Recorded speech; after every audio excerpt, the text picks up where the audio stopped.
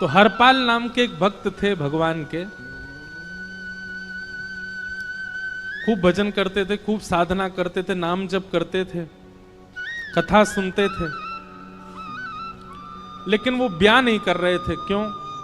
उनकी इच्छा थी कि जैसा मैं भजन करता हूं, जैसी मेरी भक्ति है, जैसा मेरा भाव ठाकुर जी के प्रति है, ऐसी कन्या मिले तो मैं ब्याह करूंगा, नहीं तो जीवन भर ऐसे ही रहूंगा। तभी उनके किसी रिश्तेदार ने आकर के बताया, बोले तेरे लायक कन्या मिल गई मुझको। तो हरपाल जी बोले क्या क्या गुण है उस कन्या का? बोले उस कन्या ने शर्त रखी है, मैं उसी से ब्याह करूंगी जो रोज 1000 संतों को प्रसाद पवाता हो। हरपाल जी बोले अब तो मुहूर्त भी नहीं निकलवाना, कल ही ब्याह करवा दो मेरा। ऐसी कन्या से तो मैं बिना मुहूर्त के ब्याह करूं। मुहूर्त उसके संग देखा जाता है जिसके संग यह संकोच हो या फिर यह दुविधा हो कि पता नहीं जीवन कैसा चलेगा। इससे तो मुझे भरोसा है बढ़िया जाएगा मेरा जीवन, इसी से ब्याह करा दो। कन्या ने शर्त रखी, हरपाल जी हम आपसे ब्याह तो कर रहे हैं पर हमारी शर्त मंजूर है ना, रोज 1000 संतों को प्रसाद पवाना पड़ेगा। बोला मैं निश्चित करूंगा, आप ब्याह कर लो। और ब्याह हो गया। हरपाल जी रोज 1000 महात्माओं को प्रसाद पवाते। अब देखो, अगर कोई संकल्प ले ले कि मैं 1000 महात्माओं को प्रसाद पवाऊंगा, अगर 100 महात्मा ज्यादा बढ़ जाएं, 200 महात्मा ज्यादा, उनको मना करेगा क्या? वो तो फिर अपराध बनेगा उससे। प्रसाद पवाने का संकल्प लिया तो जितने आए सबको बैठाने की जिम्मेवारी उसकी।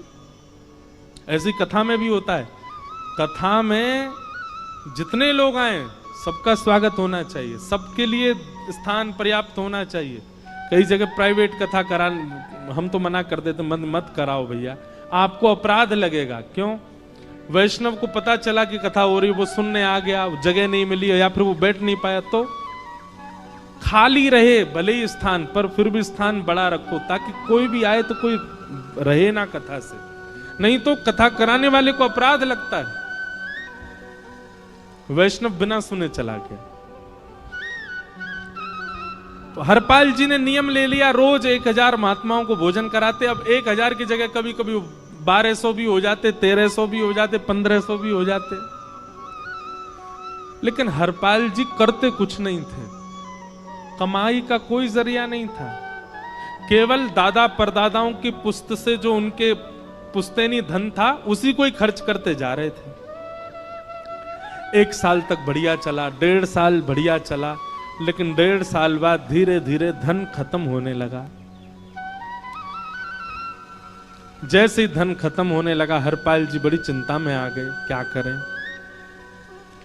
पत्नी को नहीं बताते थे। क्यों? बोले इससे तो शर्त लगी, इसको क्यों बताऊं अपना दुख, इससे तो शर्त, मेरी यही शर्त थी कि रोज 1000 संतों को भोजन कराना।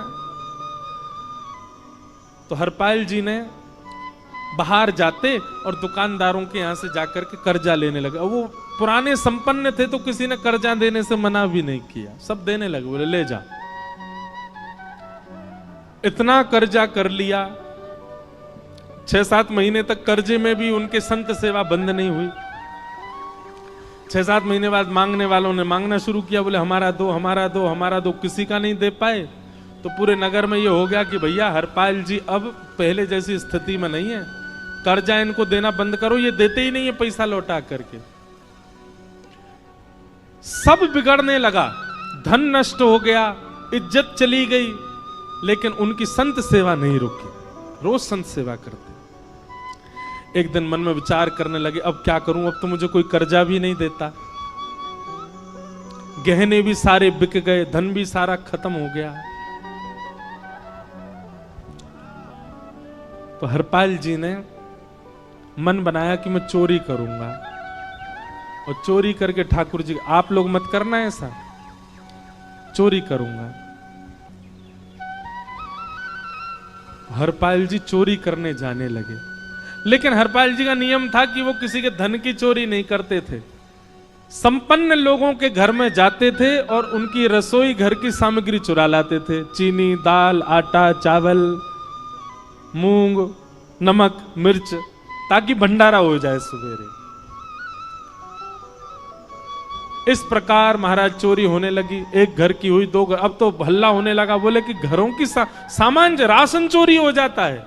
वो बड़ा विचित्र चोर है, धन नहीं चुराता है, राशन चुरा के भागता है। ऐसी चोरी होने लगी महाराज। अब तो लोगों ने अपने अपने घरों में पहरेदारी शुरू कर दी कि चोरी ना हो। तो हरपाल जी को और दिक्कत होने लगी, क्या करें, कैसे करें। धीरे धीरे हरपाल जी इस स्थिति में आ गए कि अब संपन्न लोगों के यहां उन लोगों को ढूंढते जो ना कभी संत सेवा करते ना वैष्णव सेवा करते, और उन लोगों के यहां जाकर के थोड़ा बहुत धन चुरा लेते, स्वर्ण चुरा लेते। करना कुछ नहीं, अपना घर नहीं बनाते थे, बसाते थे, संत सेवा करते थे। ठाकुर जी रीझ गए हरपाल से। ठाकुर जी बोले, देखो ये सब चोरी कर करके और मेरे संतों को पवा रहा है। ठाकुर जी बोले, इस पर अनुग्रह करने जाना।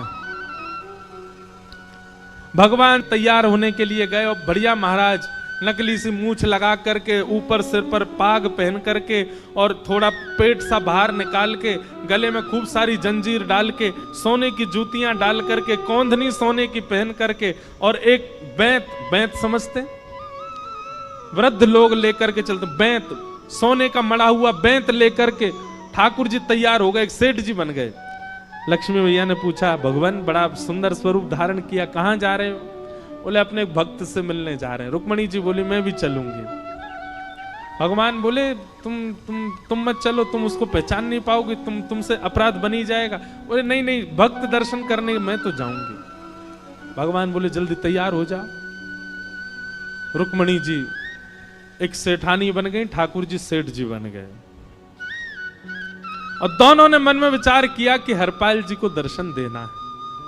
और यहां हरपाल जी की स्थिति क्या थी? अब संत सेवा के लिए कहीं से भी धन नहीं मिल रहा था। तो हरपाल जी एक मार्ग पर जाकर के बैठ गए और सोचने लगे, कोई धनवान यहां से निकलेगा तो उसको लूट लूंगा और लूट के भाग जाऊंगा, सारा धन संत सेवा में लगा दूंगा। तभी उस मार्ग पर कोई और तो आया नहीं, ठाकुर जी सेठ बन करके आ गए। और महाराज खूब सारे गहने पहन करके, पाग बढ़िया सोने की जड़ाऊ पाग पहन करके, ऐसे वस्त्र पहन करके, और छम छम करते चलते आ रहे हैं। उन गहने ही बज रहे हैं ठाकुर जी के। हरपाल जी ने जैसे नेत्र खोल करके देखा, ठाकुर जी के रूप यौवन और सबरी उनके श्रृंगार को देख करके हरपाल जी बोले, ये तो एक आध साल के भंडारे की व्यवस्था आ रही है सामने से। इतने में ही सेठानी जी रुक्मणी जी भी आई, उनको ओहो, ये तो कम से कम 5-10 साल की व्यवस्था आ रही है। अगर ये दोनों लूट लिए जाएं तो 10 साल चोरी नहीं करनी पड़ेगी। देखो कितना धन संपन्न। हरपाल जी के बगल में जैसे ही ठाकुर जी पहुंचे, हरपाल जी बोले, भैया जय श्री कृष्ण, प्रणाम। ठाकुर जी तो नाराज हो गए, क्या भगवान का नाम बोलता है सुबह सुबह? तुम सब लोग बड़े पाखंडी हो, ढोंगी हो। और हमने सुना इस गांव में एक रहता है, वो चोरी डकैती करता है और फिर कहते हैं संत सेवा करता है। ऐसी काय बात की चोरी भैया? करता तो चोरी है, भली उससे भली संत सेवा करता हो। नाम उसका हरपाल है, हम सब जानते हैं। भगवान का नाम मत लो हमारे सामने। हरपाल जी समझ गए, वो तो बिल्कुल भगवत विमुख है, इसकी तो एक अंगूठी भी नहीं छोड़नी मुझको, इसका तो सब लेके जाऊंगा। अगर ये बदले में जय श्री कृष्णा बोलता तो एक आध गहना छोड़ देता इसका में, पर ये तो इतना बिखर रहा है भगवान का नाम सुन के, इसका कुछ नहीं छोड़ूंगा, सब ले जाऊंगा। हरपाल जी बोले, हाँ भैया, एक रहता तो है डकैत इस गांव में, और उसका कोई पता नहीं है, वो कभी भी आ जाता है। लेकिन एक मार्ग जंगल में होकर के है, उसमें गांव में नहीं जाना पड़ता। जंगल से गुप्त चुप निकल करके पूरे गांव पार हो जाएंगे, आप शहर पहुंच जाओगे। उसका रास्ता मुझे ही पता है। सेठ जी बोले, तो तुम हमको पार करवा दो। हरपाल जी बोले, मैं पार तो करवा दूंगा, लेकिन भगवान मेरे घर कुछ मेहमान आए हैं, उनके भोजन आदि की व्यवस्था के लिए मैं तो बाजार आया था, मेरे पे धन नहीं है। आप यदि मुझको कुछ दे देंगे तो मैं घर पर व्यवस्था करके आऊंगा, तुरंत आपको लेकर के गांव पार करवा दूंगा। ठाकुर जी ने उसको कुछ सोने की मोहर दे दी, बोले लो तुम अपने घर की व्यवस्था कर आओ। हरपाल जी ने सामग्री खरीदी, घर पर पहले व्यवस्था करके आए। बोले आज की व्यवस्था हो जाए, क्योंकि आज तो 10 साल का सब चोरी करना समय लगेगा। पत्नी से कहा भोजन प्रसादी बनाओ, संतों को पवाओ। संत पूछेंगे मैं कहां है, तो कहना कि आप लोगों की 10 साल की व्यवस्था करने गए आज। हरपाल जी लौट करके आए और सेठ जी से कहा आइए आइए चल दीजिए मेरे साथ और हमारे संगी चलना बिल्कुल। ठाकुर जी रुक्मणी जी चलने लगे। जैसे ही विहंगम जंगल में पहुंचे, भयंकर भयावह जंगल, बीच जंगल में जैसे ही पहुंचे, हरपाल ने पीछे मुड़ करके देखा, दोनों चले आ रहे हैं। तुरंत महाराज वो तो अपने रूप में आ गया, शेर की तरह गर्जना करने लगा और अपने सिर का स्वाफा निकाल करके सामने बिछा दिया।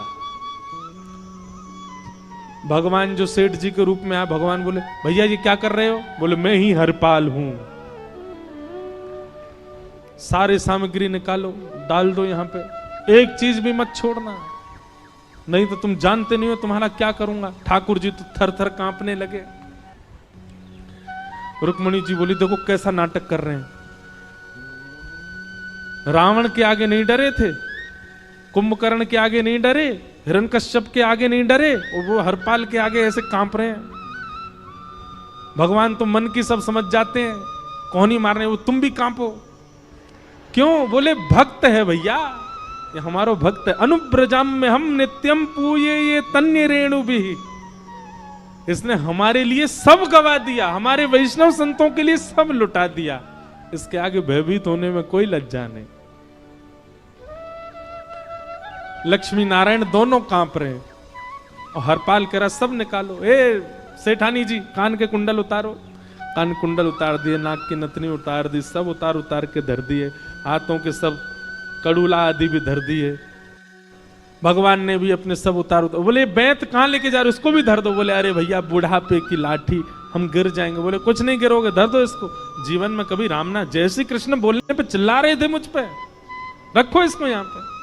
सारा धर दिया। बोले बहुत बढ़िया हो गया, अब 10 साल की व्यवस्था हो गई। इतने में भगवान की कनिष्ठ उंगली में एक अंगूठी थी। हरपाल बोला ये कहां बचा के ले जा रहे हो, उसको दो। बोले अरे भैया ये तो बहुत बचपन की हमारी अंगूठी है और ये आज तक हमारी निकली ही नहीं है और ये निकल ही नहीं पाएगी, इसको बाहर हम निकाल ही नहीं सकते, इसको तो रहने दो हमारे पास। बोले तुम क्या जानो, इस अंगूठी से कम 1 हफ्ता संत भोजन होगा और तुम पे तो दया करनी नहीं है। चिल्लाए थे मुझ पे जय श्री कृष्ण बोलने पर, निकालो इसको।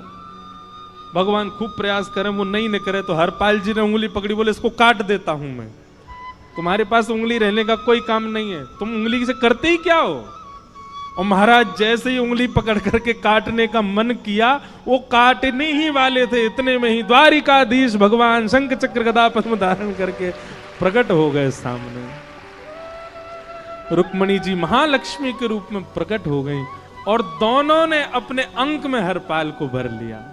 हरपाल जी समझ नहीं पा रहे ये क्या हुआ, दूर हटे। बोले नाथ, बोले हम साक्षात द्वारिकाधीश, ये साक्षात रुक्मणी तुम्हारी भक्ति से प्रसन्न होकर तुमको दर्शन देने आए। हरपाल जी घुटने के बल बैठ गए, रोने लगे। मैंने अपने नाथ को लूटा, आज मैंने अपने स्वामी के साथ डकैती कर रहा था, मैं अपने स्वामी की उंगली काटने पर मजबूर हो गया था, इसका मतलब तो मैं पापी हूं। मेरा पाप इतना प्रचंड हो गया कि मैं आपके रूप को नहीं पहचान पाया। भगवान ने हृदय से लगा, नहीं हरपाल, तुमने कभी अपने लिए प्रयोग थोड़ी किया। तुम्हारी पत्नी भूखे सो जाते हो लेकिन संतों को भूखा नहीं जाने देते। ठीक है, उसके लिए भले ही तुमने वह गलत मार्ग अपनाया जो नहीं अपनाना चाहिए था, परंतु उसमें उद्देश्य कोई और तो नहीं था, मेरे जनों की सेवा ही तो थी, मेरे वैष्णवों की सेवा। और देखो हरपाल, एक मेरी बात सुनो, आज तुम्हारे मन में ग्लानि होती है कि तुमने दूसरों का धन हड़प करके और उससे संत भोजन कराया। वास्तव में इसका विधान शास्त्रों में यह बताया गया, जिसके धन से भोजन बना और संतों ने पाया, परोसा भले ही किसी ने भी हो, कार्यक्रम भले ही किसी ने भी कराया हो, पर धन जिसका लगता है पुण्य उसी को मिलता है। तुमने तो अपने गांव के, शहरों के उन लोग जो कभी संत सेवा नहीं करते थे, उनके धन चुरा चुरा करके उनको पुण्य बांटा है। तुमने कुछ गलत नहीं किया है। हाँ, अपने प्रयोग में यदि लेते तो पाप हो जाता, लेकिन तुमने तो एक रत्ती भी अपने प्रयोग में नहीं ली, सब संतों में लगा दी, और जितने लोगों का धन चुराया उन सबको पुण्य प्रदान कर दिया। हम तुमसे बड़े प्रसन्न हैं। हरपाल जी चरणों से लिपट गए, बोले नाथ आप बड़े कृपालु, बड़े दयालु। भगवान बोले अब हमने दर्शन दे दिया, अब हम जाएं। और सुनो, ये सारा धन हमने दिया है, 10 साल का नहीं होगा इससे। तो बोले जब तक तुम जीवित रहोगे तब तक की सेवा बनेगी, इससे संत सेवा चलती रहेगी। ये सारा धन आभूषण हम लेकर के इसीलिए आए थे ताकि तुमको अब कभी किसी से मांगना ना पड़े, किसी से हड़पना ना पड़े। बोलो भक्त वत्सल भगवान। तो एक भक्त जीवन संगी का प्राप्त होना भगवत दर्शन तक ले जा सकता है आपको।